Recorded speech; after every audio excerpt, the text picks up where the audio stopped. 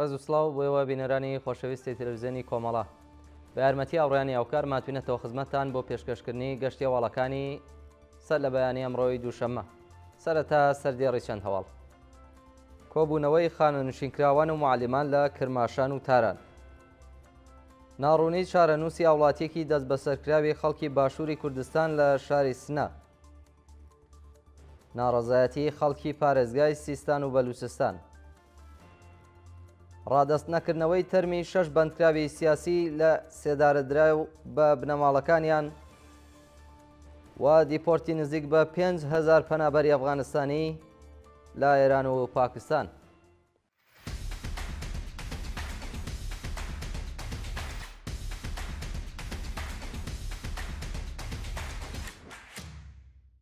کۆبوونەوەی خانەنشینکراوان و معلمان لە کرماشان و تاران.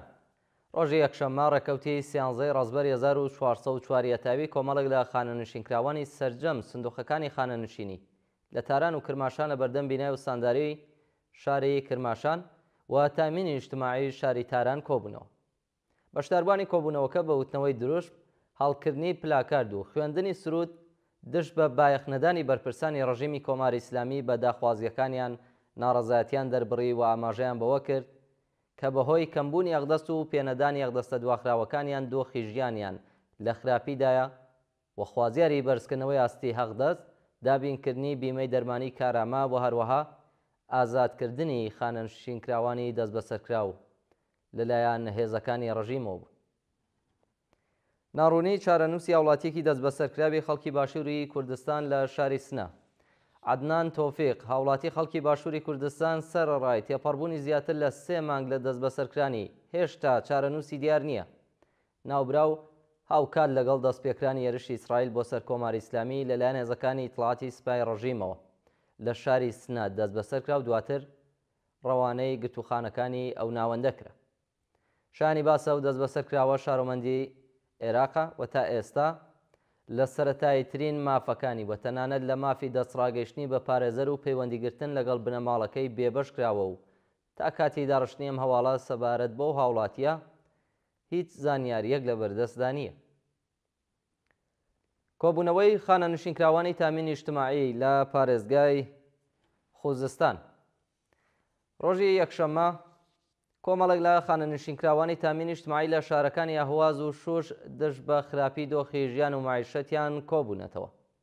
خانەنشینکراوانی ناڕازی بە وتنەوەی دروشت ماڵکردنی پلاکارد دشت بە جیاکاری لە ئاغدەستەکانیان و هەروەها وەدی نەهاتنی بەڵێنەکانی بەرپرسانی ڕژیم کۆبوونەتەوە و خوازیاری دابینکردنی بیمەی دەرمانی کارامە، بەرزکردنەوەی ئاستی هەقدەست بە پێی ڕێژەی هەڵاوسان، پێدانی ئەقدەست و مەزایە دواخراوەکان، کۆتایی هاتنی گوشاری ناوەندامنیەکان لەسەر خانەنشینکراوان و هەروەها وەدی هاتنی بەڵێنەکانی بەرپرسانی سندوقی خانەنشینکراوانی تامینی نیشتیماعی.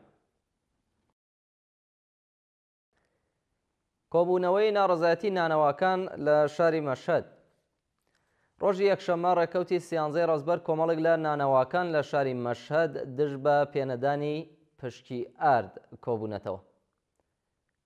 نانەوە ناڕازیەکان دژ بە پێنەدانی یارانەی ئارد و هەروەها دزی بەرپرسانی نانی نۆ لە نانەواکان ناڕەزایەتیان دەربڕیوە و خوازیاری کەمکردنەوەی تێچووی بەرهەمهێنان، پێدانی پشکی ئارد و هەروەها دەستێوەردانی دادپەروەرانەی دەستگای قەزایی ڕژیم لە دزی بەرپرسانی نانی نۆ و سزادانی تاوانباران بوو. شانی باسە کە لە مانگی ڕابردوودا نانەوایانی ئەو شارە بۆ 4مین جاری بەردەوامەکە کۆ دەبنەوە، بەڵام لەلایەن بەرپرسانی حکوومەتەوە هیچ بایەخێک بە داخوازیەکانیان نادرێت و تەنانەت لەلایەن ناوەندە ئەمنیەکانی ڕژیمەوە گوشارێکی زۆریش خراوەتە سەر ناڕازیان. کۆبوونەوەی ناڕەزایەتی خانەنشینکراوانی سەنعەتی فولاد لە شاری ئیسفەهان و ئەهواز. ڕۆژی یەکشەممە 13 ڕەزبەر 1404 هەتاوی کۆمەڵێک لە خانەنشینکراوانی سەنعەتی فولاد لە شارەکانی ئیسفەهان و ئەهواز دژ بە جیاکاری لە هەقدەستەکان و دزی بەرپرسان لە سندوقی خانەنشینکراوان کۆبوونەتەوە. خانەنشینکراوانی ناڕازی بە وتنەوەی دروشمی دادپەروەریمان نەبینی و بە تەنیا درۆمان بینی و هەڵکردنی پلاکارد خوازیاری سربەخۆیی سندوقی خانەنشینکراوانی فولاد، بەرزکردنەوەی ئاستی ئەقدەست بە پێی ڕێژەی تەوەڕۆم و هەڵاوسان، پێدانی ئەقدەست و مەزایە دواخراوەکان، دابینکردنی بیمەی دەرمانی کارامە و هەروەها بایەخدانی ڕژیمی کۆماری ئیسلامی و بەرپرسانی بە دۆخی خراپی ژیانی کرێکاران بوو. مانگرتنی کادری دەرمانی نەخۆشخانەی مەردۆم لە تاران. ڕۆژی یەکشەممە کادری دەرمانی نەخۆشخانەی مەردۆم لە شاری تاران دژ بە پێنەدانی ئەقدەستەکانیان دەستیان لە کار کێشاوەتەوە و مانیان گرتووە. ناڕازیان لە کۆبوونەوەکەدا ئاماژەیان بەوە کردووە کە بەهۆی پێنەدانی ئەقدەستەکانیان بۆ ماوەی زیاتر لە 2 مانگ دۆخی ژیانیان زۆر لە خراپیدایە و تەنانەت توانای دابینکردنی پێداویستی بنەماڵەکانیانیان نییە. بەشداربووانی ئەو کۆبوونەوەیە بە وتنەوەی دروشم خوازیاری پێدانی ئەقدەست و مەزایە دواخراوەکانیان، بەرزکردنەوەی ئاستی ئەقدەست بە پێی ڕێژەی تەوەڕۆم و هەڵاوسان و هەروەها گۆڕانی دۆخی گرێبەستەکانیان. ناڕەزایەتی کرێکارانی شرکەتی نەوتی فەلات قاڕا لە دوورگەی لاوان. ڕۆژی ڕابردوو کۆمەڵێک لە کرێکارانی شرکەتی نەوتی فەلات قاڕا و شاغڵ لە ناوچەمەڵەیەتیەکانی دوورگەی لاوان دژ بە ناڕوونی دۆخی خانەنشینکراون و هەروەها پێنەدانی هەقدەستەکانیان کۆبوونەوە. کرێکارانی ناڕازی لە کۆبوونەوەکەدا ئاماژەیان بۆ کردووە کە سەرەڕای ساڵەها کار لە بەشە زەحمەتەکاندا هێشتا لەلایەن دەوڵەت و بەرپرسانی پەیوەندیدارەوە بایەخ بە داخوازیەکانیان نادرێت و تەنانەت ناوەندامنیەکانی ڕژیم گوشارێکی زۆریشیان بۆ سەر کرێکارانی ناڕازیە ناوە و دەهێنن.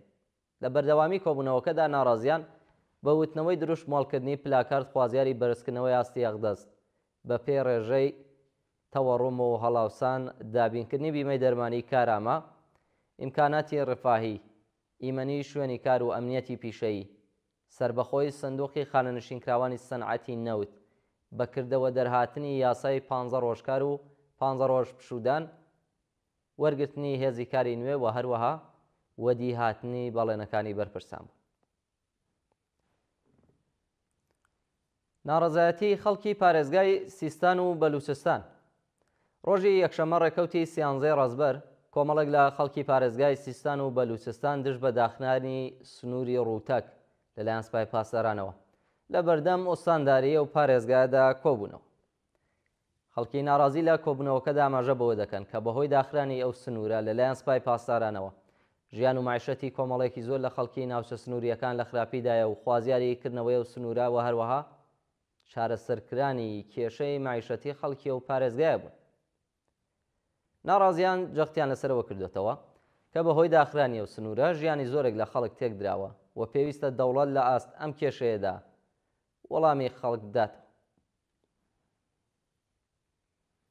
ڕادەز نەکردنەوەی تەرمی 6 بەندکراوی سیاسی لە سێدارە دراو بە بنەماڵەکانیان. بە پێی راپۆرتەکان تەرمی 6 بەندکراوی سیاسی عەرەب کە ڕێکەوتی 12ی ڕازبەر بەبێ ئاگاداری بنەماڵەکانیان لە سێدارە دراون لەلایەن دەستگای قەزای ڕژیمەوە ڕادەستی بنەماڵەکانیان ناکرێت.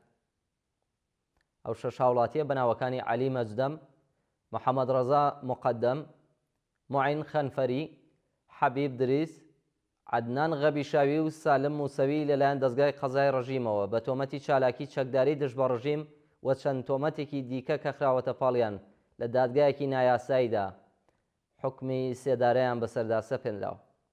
بە وتەی سەرچاوەکانی هەواڵ ناوەندە ئەمنیەکانی ڕژیمی کۆماری ئیسلامی بنەماڵەی و 6 بەندکراوەی بانکێش کردووە و هەڕەشەی لێیان کردووە کە پێویستە بۆ ڕۆڵەکانیان مەراسم نەگرن و تەنانەت لە ئەگەری ڕاگەیاندنی ئەم بابەتە بە ناوەندە هەواڵنێریەکان دۆسیەیان بۆ ساز دەکەن.